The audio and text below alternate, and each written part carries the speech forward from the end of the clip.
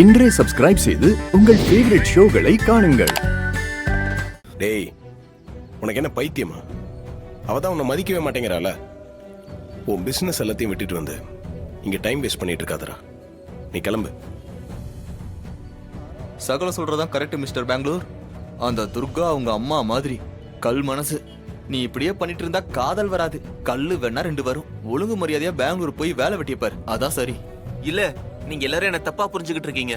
அவ என்னதான் லவ் பண்றான்னு எனக்கு நல்லா தெரியும். டேய், சொன்னதே சொல்லிட்டு இருக்காத. முதல்ல இங்க இருந்து கிளம்பு. இல்ல கார்த்தி, அவ கால்ல கொலுசு இருந்துச்சு, அதை வச்சுதான் நான் சொல்றேன்.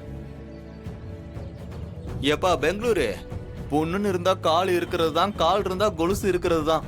இதெல்லாம் வச்சு அந்த பொண்ணு உன்னை லவ் பண்ணுதுன்னு எதை வச்சியா சொல்ற? அதான் நீங்க ஒரு அவசரம் கொடுக்கங்க. நான் முழுசா சொல்ல வர்றதுக்குள்ள இடையில பூந்து பேசினா எப்படி? நான் அவளுக்கு வாங்கி கொடுத்த தங்க கொலுச முதல்ல போட்டுக்க மாட்டேன்னு தான் சொன்னான். அப்புறம் எங்க அப்பா அம்மா வந்து பிரச்சனை பண்ணப்போ பார்த்தா அவ கால்ல கொலுசு போட்டிருக்கா. நான் வாங்கி கொடுத்த கொலுச போட்டிருக்கானா அவ என்ன விரும்புறான்னு தானே அர்த்தம். ஓ, மேட்ரு அப்படி போதா? அப்ப நான் அவசரம் கொடுக்கதாப்பா, ஒத்துக்கிறேன்.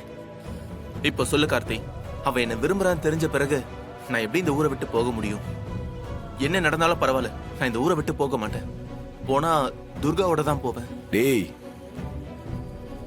என்னத்த பேசுறது? எங்க ஊருக்கு போயான்னு சொல்ல வந்தேன்.